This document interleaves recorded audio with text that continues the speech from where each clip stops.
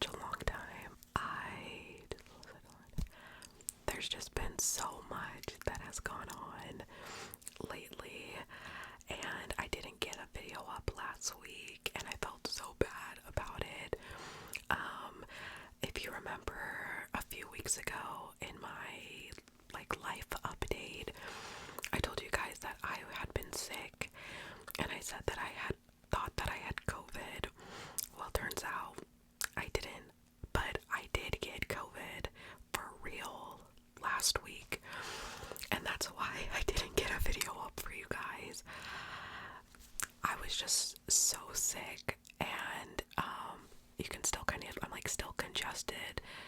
I'm still trying to pull through, right?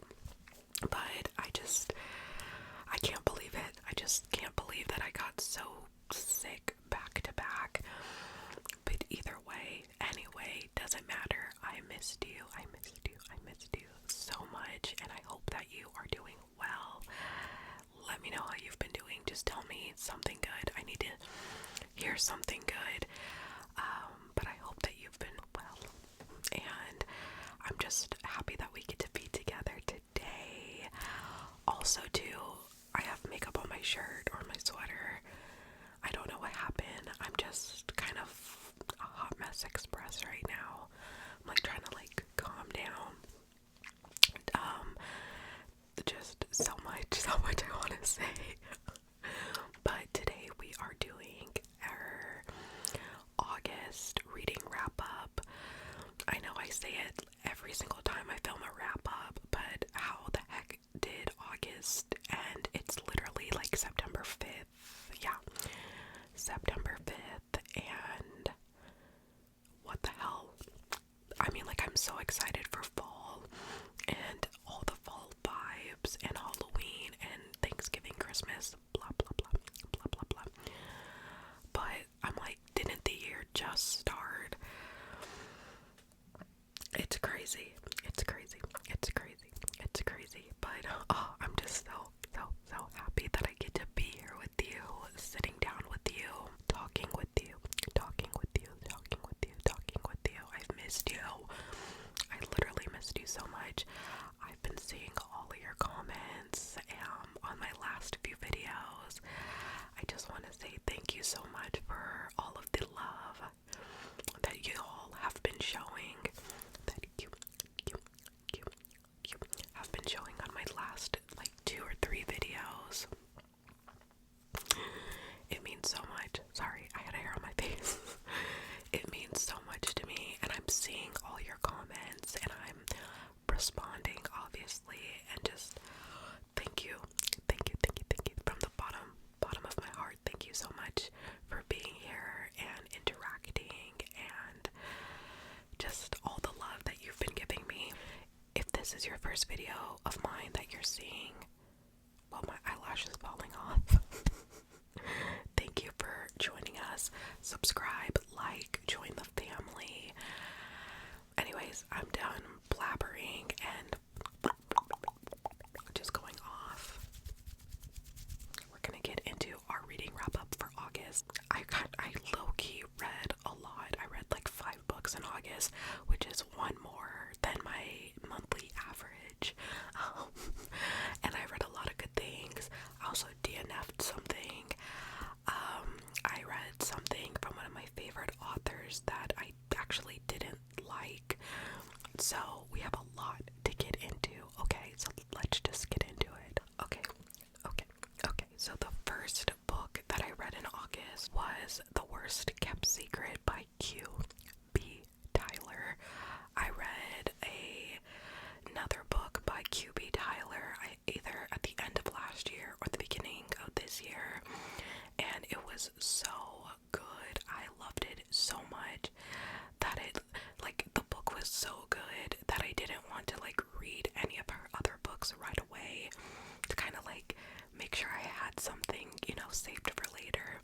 So I finally picked up The Worst Kept Secret off of Kindle Unlimited, and I read all my books on Kindle this month.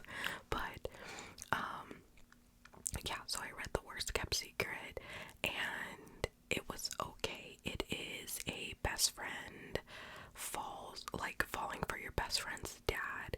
It is about Avery, and she falls for Theo Graham, and which is her best friend's dad, and it was just okay. Like, I don't know if I would say I wouldn't recommend it, but just the whole story just kind of felt rushed, and you know, it's like age gap, obviously. She's like 22 or 23, and he is not. He's like in his 40s, close to 50, and it's almost like he didn't want her, and he just kept talking about like how he watched her grow up, and just like cringe, like cringy, and obviously, like, I get it, they're adults, and at the end of the day, it's fiction, like, love that, we get that, but it's just the way the author reiterated over and over again, how, like, oh my goodness, like, I watched you grow up from a little girl, like, I knew you when you were 13, like, blah, blah, blah, blah, blah, and I'm like, okay, like, I get it. It just wasn't my favorite read. I don't know, sometimes it just gave me the ick a little bit, and I love an age gap romance. Like, I love that. That's my jam, but I don't, you know, I don't need to be reminded that, like, you're entering college when she was born. Like, I don't, just gave me the ick so damn bad. So we're not gonna spend a lot of time on it. Okay, so the next book that I read was actually King of Sloth by Anna Wong. And you guys know, if you followed my channel, if you've been here for a while, one of my favorite authors of all time is Anna Wong. Oh, love her. So, I actually started reading King of Sloth many months ago, and I DNF'd it, but it wasn't a permanent DNF. It was just like, let's save this for later kind of DNF, because I just wasn't in the vibe. I just wasn't feeling, you know, the vibe. And I believe this book is like 400 pages, and I hate a 400-page book. Like, just too much. You could say it in less amount of pages. But anyways, so I had DNF'd this, came back to it in August, and I was not disappointed, but a little bit let down. It definitely was a slow burn. So we're following Salone and Xavier. Salone is this PR agent who takes on a client, Xavier, who's like the party boy, and you know, he comes from money, and he just doesn't know what he's got going on in life. So Salone is handling his PR, and then his father dies, and in order to inherit his father's estate, he pretty much has to get his life together. So Salone is going to help him do that, and then just all along that journey, they are running into other things, like Salone is estranged from her family, and they're like making her life a living hell, and trying to like frame her for stuff slightly. And it, like, the premise of the story actually was low-key kind of amazing. I just didn't love it. It just was so slow, so drawn out, and I was bored. I mean, at the end of the day, that's exactly what it was. I was so bored. And I usually love Anna Wong. Like, she writes amazing romance. But I just think, like, I don't know, it was just boring. So after I read those two romance books, I kind of needed a palette cleanser. I wanted to read something romance, but, you know, something short and sweet to kind of cleanse the palette and just give us, you know, like a blank canvas to start over. So I read Out of Sight by Cleo White, and this is a forbidden age gap forced proximity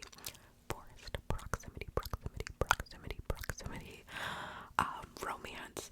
It was super short, like 160 pages, and essentially we meet Isobel and Judah. Isobel is on her way to her her sister's wedding in like some tropical island destination. And when she gets into the hotel shuttle, she ends up meeting Judah, who turns out to be the groom's dad, and they end up hitting it off and falling in love and hooking up, and it just was so short, but it was weird.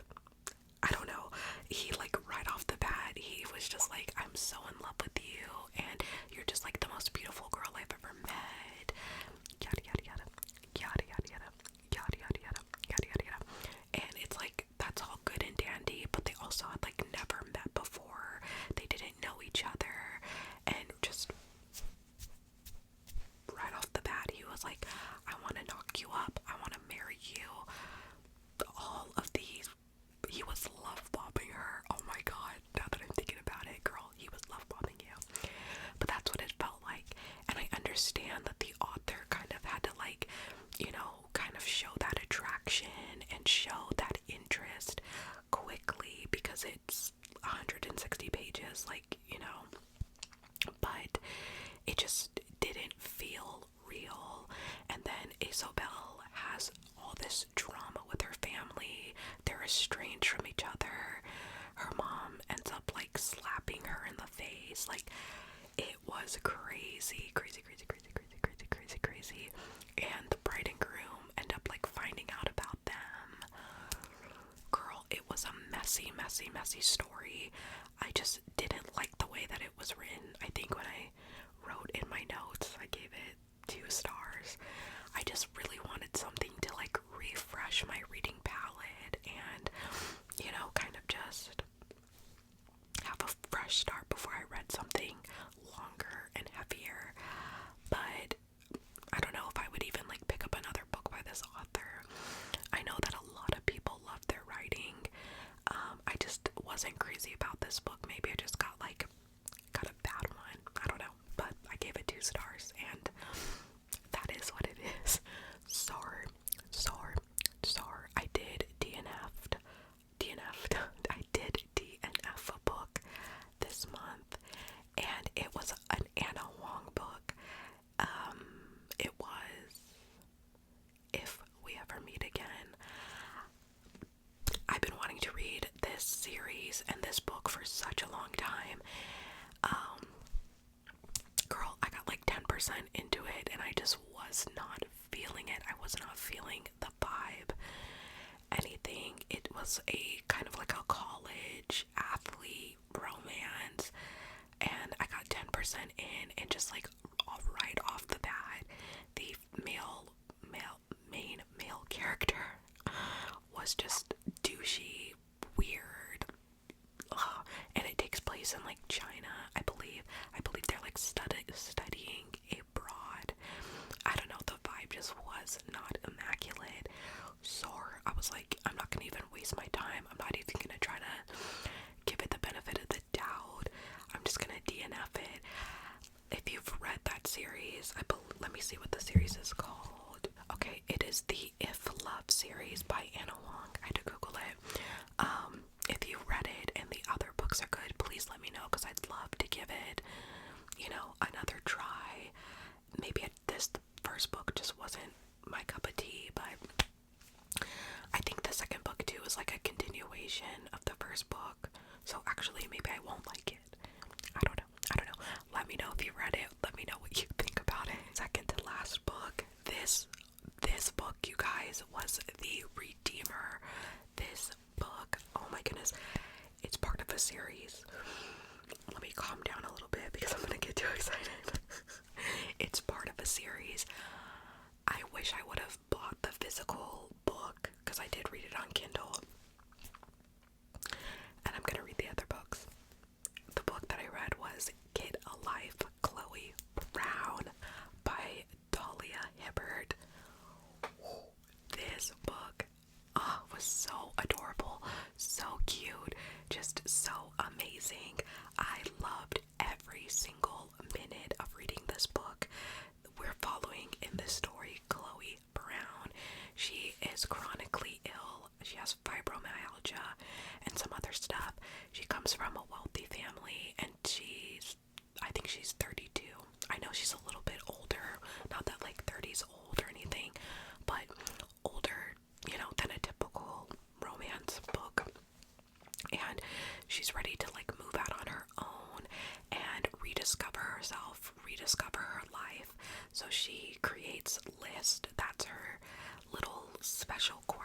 She creates a list, and she decides she's gonna create a list to get a life.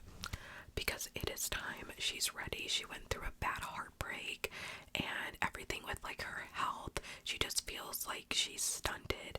So she decides she wants to like do something bad, go party, like go out and party at night, and go camping, just all these like fun things. And she ends up like getting into it with her apartment complexes, like handyman whose name is Red. They end up like getting into it every time they see each other. They're always going back and forth, giving each other a hard time, and they end up sparking some kind of like romance.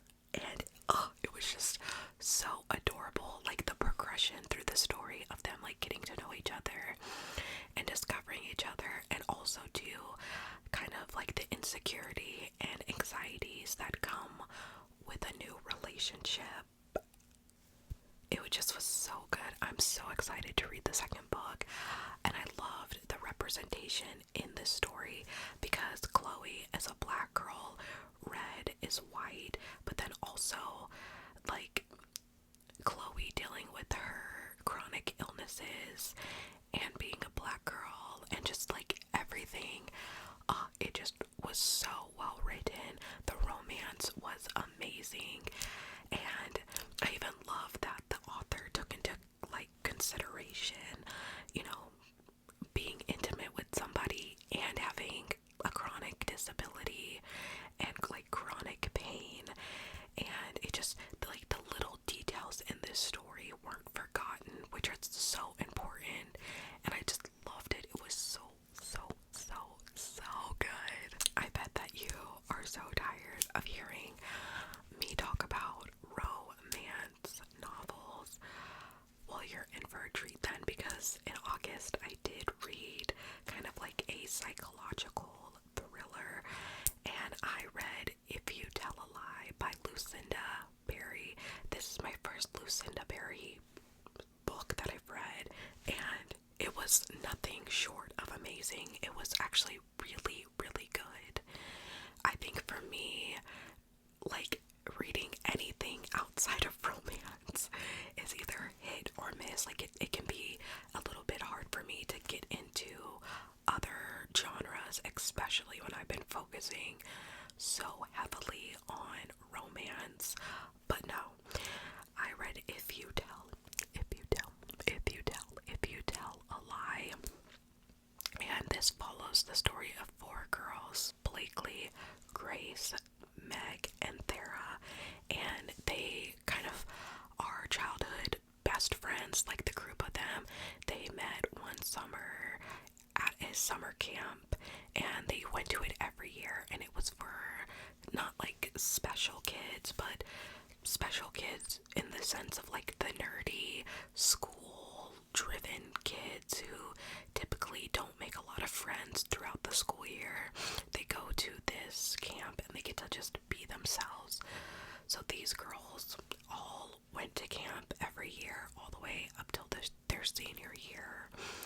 And their senior year, they get a tennis coach who is hot, and one of the girls is like, I'm gonna sleep with him. And she makes it her mission, and that's what ends up happening, or so we think. And then them getting themselves into that situation plays a part in the story, because when they're in their 30s, they all get this mysterious message that said, I know what you did last summer, and they think that they're going to be exposed. So they all end up meeting up, I believe it's in Georgia, at one girl's house in the group, and trying to get to the bottom of why did they get this message. They made a vow to never talk about that summer, never talk about what happened with the tennis coach, and so why now are they getting this cryptic ass message? It was so good. It wasn't slow, it wasn't fast, it just had you at the edge of your seat. Like, you were constantly thinking, okay, what is going to be the big drop? What is going to happen? what's going on? What's going on? What's going on? What is going on? And literally up into the end, you're like, what the heck? What the heck? What the heck? What the heck? What the heck? What the heck is going on? It was very good, very twisty, very turny. You think the story is going in one direction, and just kidding, it ends up going in another, even up until the final moment. I was like, what the hell is gonna happen? I really, really enjoyed it. I cannot wait to read more of Lucinda Berry. She wrote her ass off in this book, and it ate so hard. So I'm excited. I'm excited to read her other stories. I believe she wrote Perfect Child. I think that's what it's called. And I've been wanting to read that book for quite some time. I just didn't know. But now that I read this book, and I think I have a better understanding of her writing, I'm so excited to see what else she can do. Alrighty, my loves, that is the end of all the books that I have to share with you. That is everything that I read in August. Let me know, please, for the love of God, let me know what you read this month. I need some new material. I need to change things up. I need a little bit of a switch up. I just want to know what you read, and maybe it'll be something that I read next month. I don't know. I'm just craving something different, something new, something exciting, something.